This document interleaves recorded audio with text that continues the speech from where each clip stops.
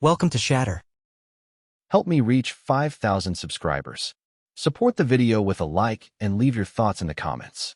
She said it in front of her friends, half laughing, half serious, but with that tone that always cut just a little too deep.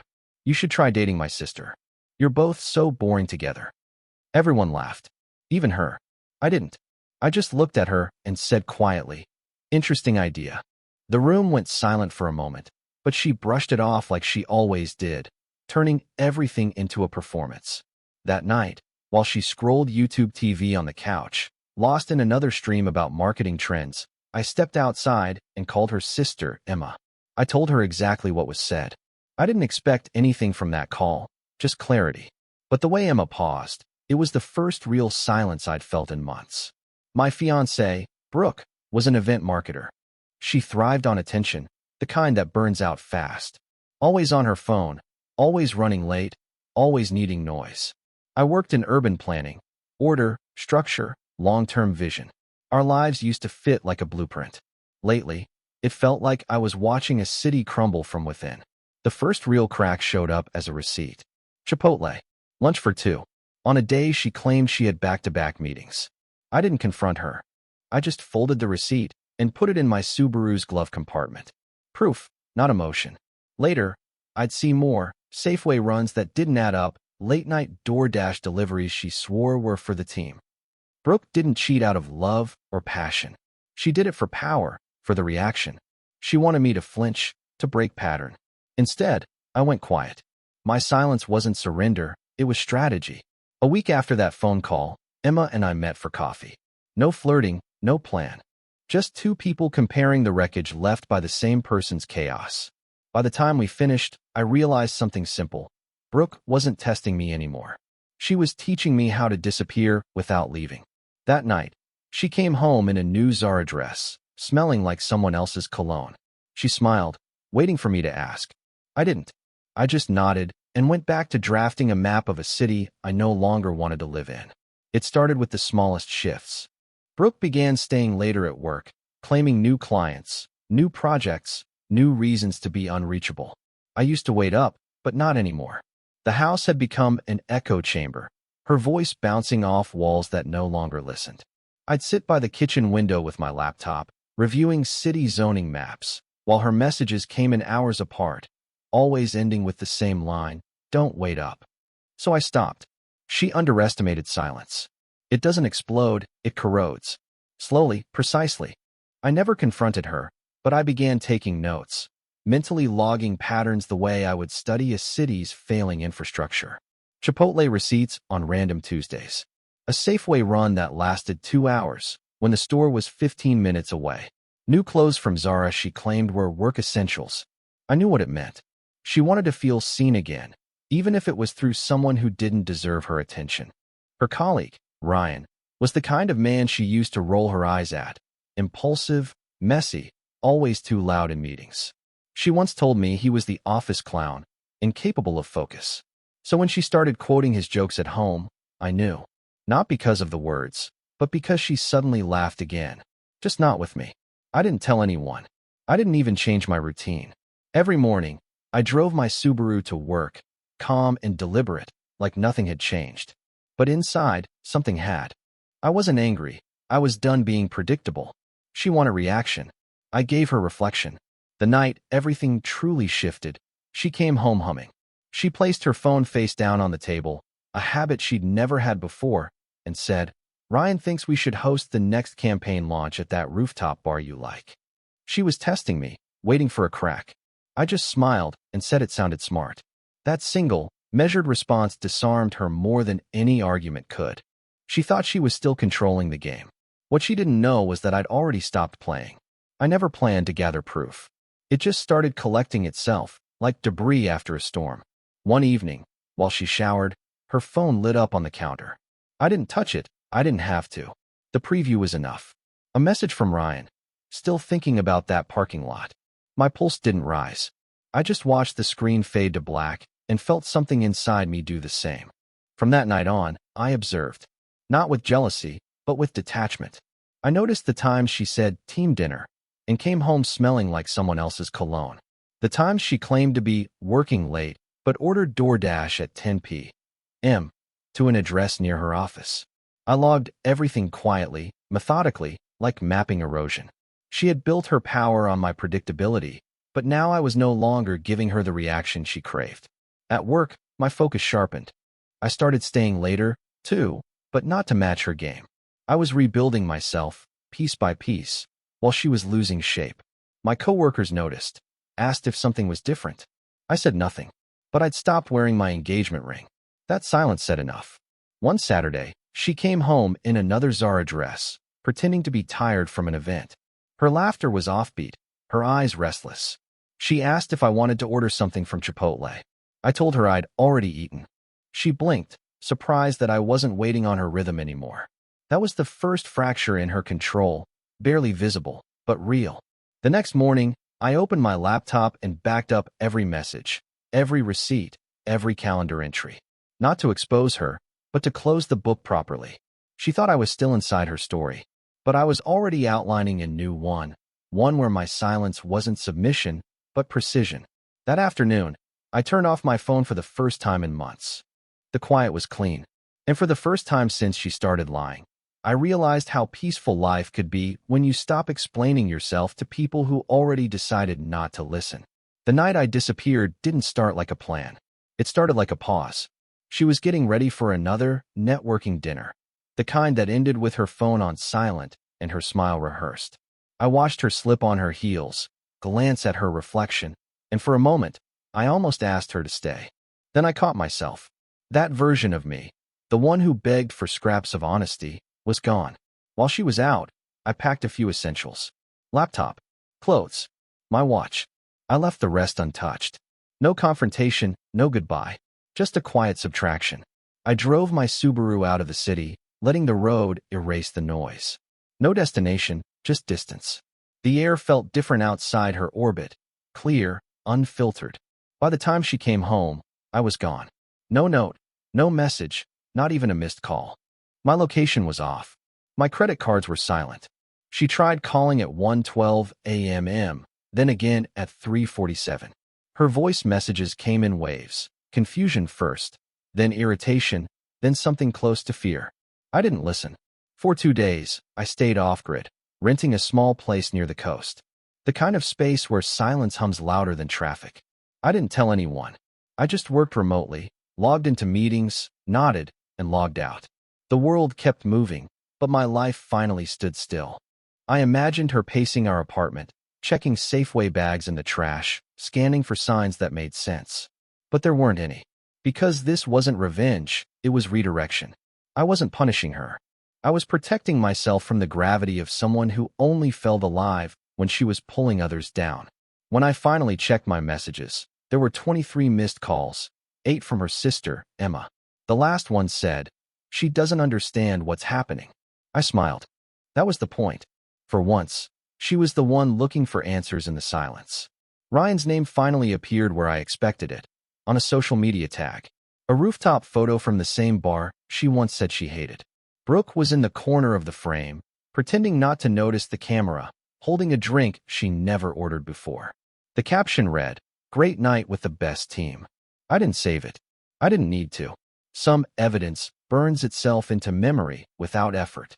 While she posed for likes, I was back in the city, not to see her, but to tie up loose ends. At work, I requested a transfer, new project, different department, different office. Clean slate. Then I met a friend in corporate compliance. I didn't mention names, just asked a few technical questions about digital campaign reports, client invoices, expense approvals. He didn't realize what I was mapping, but I did. Every project Ryan managed had a pattern, numbers that didn't match, costs inflated, sponsors missing. I never sent anything directly. Instead, I forwarded the reports anonymously to the company's audit email, the one no one ever remembers until it's too late. A week later, the whispers started. Ryan's team was under review. Budgets frozen. Deadlines suspended. Brooke's name wasn't on any of the documents, but her proximity did the damage. She started losing credibility, slowly, publicly. Emma called one night, voice calm but careful. She said Brooke looked pale, like she hadn't slept. She'd been showing up at work early, leaving late, pacing during lunch breaks. I said I hoped she was okay. That was all. Emma paused, then said quietly, "You're not the same anymore." She was right. The silence I'd built wasn't revenge, it was strategy. Ryan was crumbling under the weight of his own shortcuts. Brooke was watching the collapse she helped create, and I didn't need to lift a finger. When I closed my laptop that night, I realized something simple. Distance doesn't just protect you, it exposes others. The moment you step out of their storm, you finally see who's actually drowning. The ripple reached her faster than I expected. Suddenly, Brooke's messages changed tone. They weren't sharp anymore. They were careful. "Hey, can we talk? I think things got twisted. I miss how calm you were." I didn't reply. My absence was louder than any argument. At work, word spread that Ryan had been placed on leave. The audit found inconsistencies, and everyone knew what that meant. Brooke's colleagues started keeping their distance. No one accused her of anything, but silence in an office can be just as loud as gossip. I heard she tried to host a meeting, pretending everything was normal, but halfway through, someone mentioned the audit. The room froze. That was the moment her confidence cracked in public. Emma told me about it later. She said Brooke had stopped showing up to family dinners, claiming exhaustion. She also said Brooke had started asking questions about me, where I was living, if I was seeing someone. I wasn't, but I also wasn't hiding. I posted a few photos, new apartment, coast view, nothing direct. Enough to let her see what peace looks like when she's no longer in the frame. A month earlier, she used to leave DoorDash bags at our door when she came home late. Now, her own doorstep was empty. The irony wasn't lost on me. The woman who thrived on attention was finally surrounded by silence. Emma and I spoke occasionally, short calls, never about feelings. Just updates, clarity, truth. She once said Brooke didn't understand why I was being so cold. But it wasn't coldness. It was precision. I'd learned that the most powerful thing you can do to someone who feeds on chaos is refuse to give them reaction. That week, Brooke made her first public move, posting a photo of herself at Chipotle with the caption, "New Beginnings." It looked like a signal of confidence. But anyone who's ever seen desperation wear a smile would recognize it for what it was. A last attempt to pretend control hadn't already changed hands. Brooke's silence didn't last long. When her world started shrinking, she came looking for mine. The first time she showed up at my building, she didn't buzz, just waited by the entrance, holding a Safeway bag like a peace offering. She looked smaller somehow, like the noise had drained out of her. She said she just wanted to talk. I told her it wasn't the time. She stood there for a moment, trying to read my face, then whispered, "You've changed." I said I had to. Then I walked past her. Inside, I could feel the air shift. That conversation would have destroyed me months ago. Now, it was just data, proof that distance works. She wasn't used to being unseen, especially by me. Her control depended on reaction, and I had finally denied her access to both my anger and my attention. Over the next few weeks, she tried again. A message here, a memory there. She sent a photo of the coast, said it reminded her of us. I didn't answer. I'd been spending more time outside, running, driving, working in quiet spaces where the world didn't spin so fast. My Subaru had become a moving confession booth, a place where I could think without interruption. Emma called once, said Brooke wasn't herself anymore.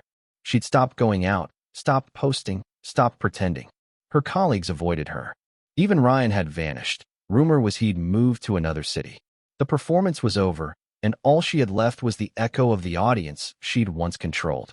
I wasn't proud of what happened, but I wasn't guilty either. Some collapses build character, others reveal truth. Hers did both. The woman who once mocked my calm now needed it to breathe. That night, she left a note under my door. For words, "Can we start over?" I didn't respond. Not yet. The difference between revenge and recovery is timing, and I wasn't finished healing from her chaos. The night she finally confronted me, it wasn't planned. I came back from a late run, headphones still in, and she was sitting on the steps outside my building.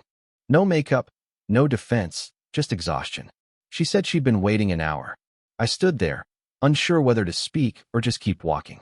But she started talking first, quietly, like she was afraid her own voice would break. She said she'd ruined everything, that she didn't even know why she'd done it, why she'd tried to provoke me, why she needed chaos to feel alive.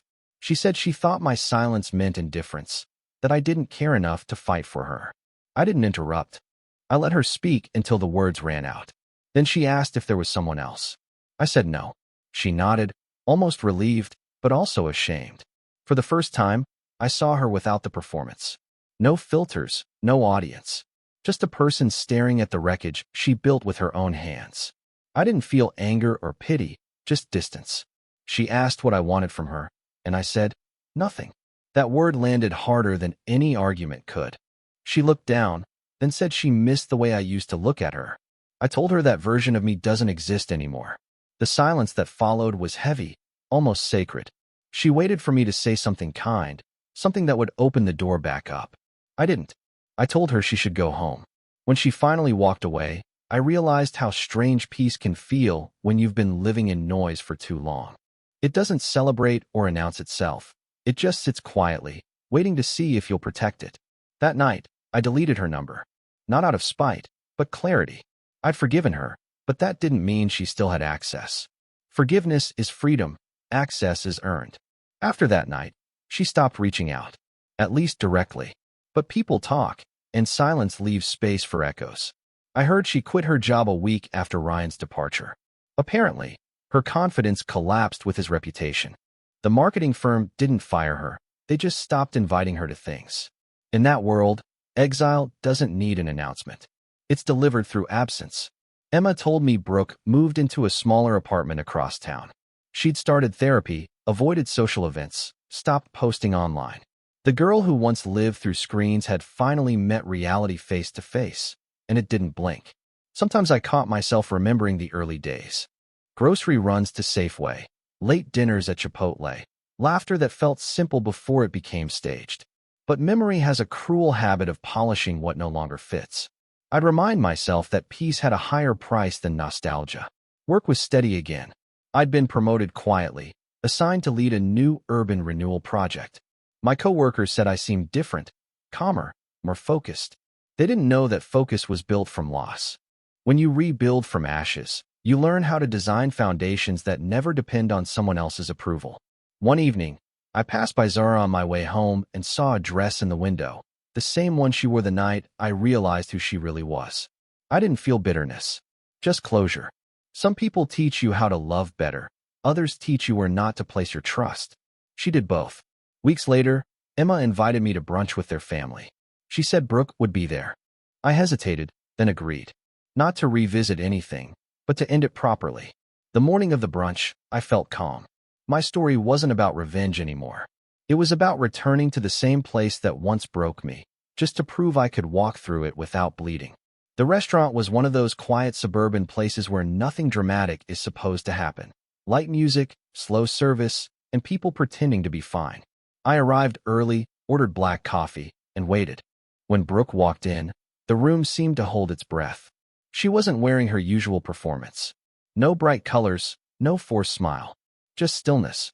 Emma arrived a few minutes later and gave me a subtle nod. She knew.